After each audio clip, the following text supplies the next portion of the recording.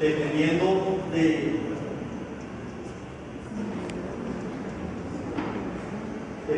del ángulo en que la luz pegue con esta superficie, la distancia que tiene que recorrer es distinta. Por lo tanto, las longitudes de onda que van a salir reflejadas en fases son distintas. Entonces, si yo muevo este ángulo de la fuente de luz, las longitudes de onda que van a ser reflejadas en fases son distintas. A propósito, las estructuras son distintas en un juvenil que en un adulto porque hay variación de colores. Sí, definitivamente sí. O sea, en la mayoría de juveniles al parecer no existen estas estructuras, por lo menos así tan desarrolladas como en los adultos. Muchos juveniles de la corguera no son iridiscentes y de la coloración de los adultos.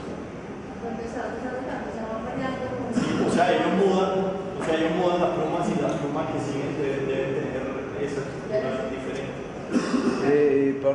Y porque las aves grandes, como cuando vemos los guacamayas, otras aves, por ejemplo, porque no tienen ese mismo manejo de plumas. Esas mismas estructuras. Ajá. O sea, los loros tienen otras estructuras, no es que no las tengan, sí las tienen, pero no son las mismas. ¿Por qué no? Eso sí ya se sale de... O sea, habría que hacer el estudio. Ya, tranquilo, Juan. Cuando ibas a medir en el espectrofotómetro, pues metías la pluma y eso mismo, pues como esa iridiscencia no hacía que los resultados como que tuvieran un ruido o algo así. Pues como cómo haces para el ángulo para que te diera bien. O sea, no.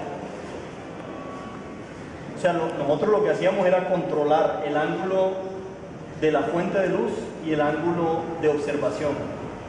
Entonces, en este caso, por ejemplo, una de estas fibras ópticas lleva la luz y acá controlamos el ángulo. O sea, ya entra en un ángulo específico, no entra por todos lados, entra en un ángulo específico la luz.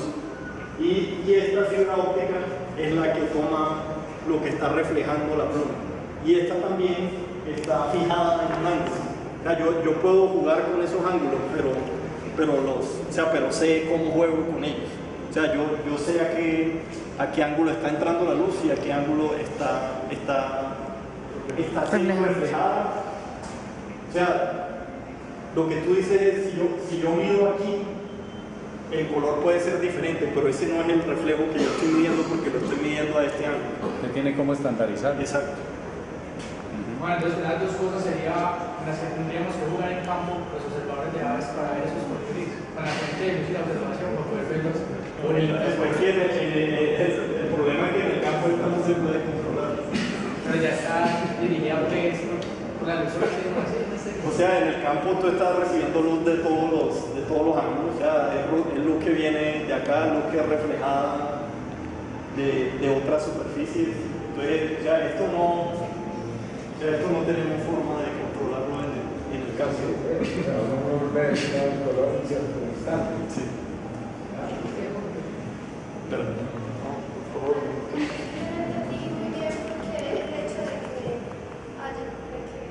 Que haya diferencias en el color entre poblaciones de una especie, pero no diferencias entre especies relacionadas, porque eso se compara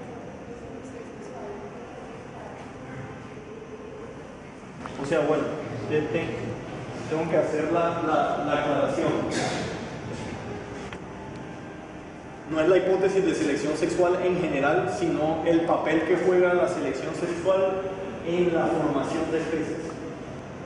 O sea, si selección sexual es lo que está causando que un mismo ancestro en común se convierta en dos especies diferentes, lo que yo espero es que esos caracteres sobre los cuales está ejerciendo selección sexual sean diferentes entre las especies cercanas. Sí, hasta ahí sí. Entonces, por eso uno esperaría que las especies más cercanas tuvieran diferencias considerables en los caracteres sexuales secundarios. En este caso es coloración, pero podría ser otro carácter sexual secundario. ¿Eso era la pregunta o...?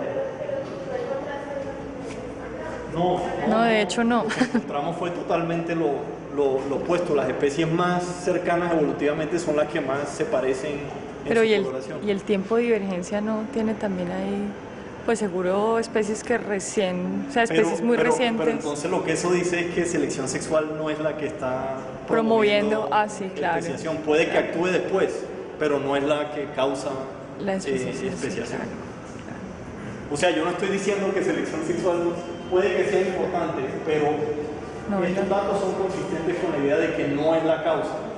O sea, puede que selección, o sea, si estos dos tuvieran el mismo color, puede que eventualmente selección sexual actúe y los colores divergen. Pero eso quiere decir que selección sexual no fue la causa de especiación, ya son dos especies distintas.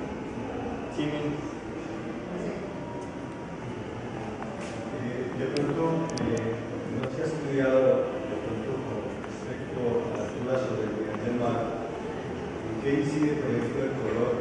Porque de todas maneras disipar el color por la radiación, donde es un ave que necesariamente necesita consumir, ¿cierto?, mucho néctar para poder volar en la forma que lo hace, pues con la rapidez, necesita un consumo superior. Entonces las incidencias también en la altura también va a ser lo que se ve reflejado también en su plumaje.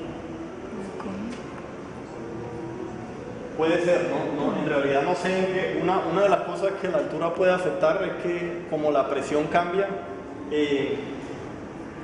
puede que las burbujas de aire que estén dentro de estas estructuras cambien también.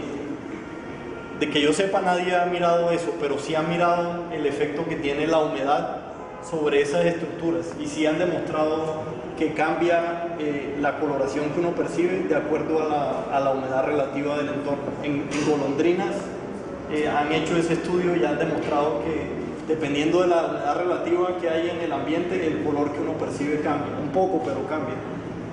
Pero sí es algo que no sabría muy bien qué responder. De hecho, yo te iba a preguntar ahorita si han trabajado con colibríes, pues no solo de zonas altitudinales diferentes, sino como de ambientes diferentes, como Leucippus, que es un colibrí cafecito de la Guajira, donde supuestamente el color es menos variable, Patagona, que también está en zonas secas, es un colibrí de café. No, sí, no sé, o sea, nosotros no tenemos, esas dos especies no tenemos, pero sí tenemos especies de ambientes más áridos y sí se presenta ese patrón que usualmente tienen colores más como pigmentos, no colores estructurales. ¿Por qué? No sabría. ¿Cripsis o qué? O sea, hay una hipótesis que la melanina, por ejemplo, está relacionada mucho con defensa de las plumas a ataques microbianos. O sea, se ha demostrado que las plumas que tienen mayor cantidad de melanina son más resistentes a hongos o bacterias que degradan las plumas. Y eso está correlacionado con la humedad. Entonces, ambientes que están más húmedos, ya sea en tierras bajas o en tierras altas, usualmente las aves son más pigmentadas. Pero no sé si esa sea la razón en este caso. ¿Hay casos de colibríes albinos? Sí. ¿Y qué pasó? Hay casos de colibríes albinos y hay casos de colibríes melánicos. Colibríes albinos no he hecho este trabajo, pero sí hemos hecho en colibríes melánicos. Y lo que pasa usualmente es que en la cordillera oriental se han encontrado individuos melánicos de Selígena bonapartei.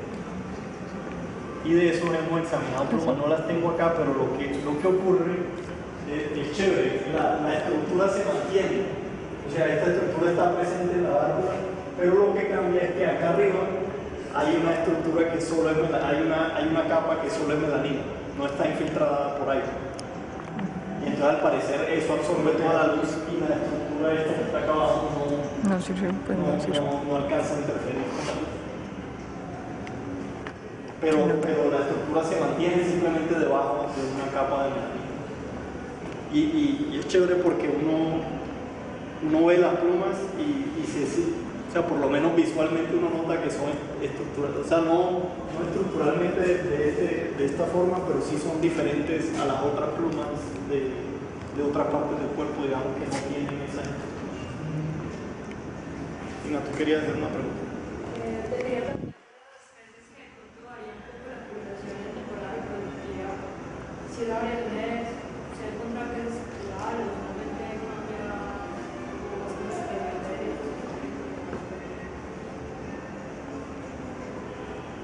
O sea, no sabría decir, en general no sabría si en todas las especies, pero en la mayoría, al parecer, sí, cuando pasan de, por ejemplo, de adultos a la etapa reproductiva, la mayoría adquieren coloración estructural, pero no sé, tocaría pensar bien si hay otros ejemplos, o si hay unos que cambien, pero no necesariamente de coloración pigmentaria, de coloración estructural. por ejemplo, las garzas, Eso, sí, que tienen los pulmones de color cafecito, sí.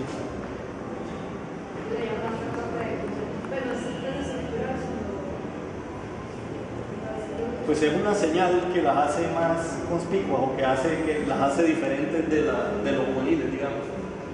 O sea, yo no sé si el cambio tenga que necesariamente ser a un color estructural, pero hay un cambio. En este caso, por ejemplo, hacia los adultos más conspicuos que a los juveniles. ¿Listo?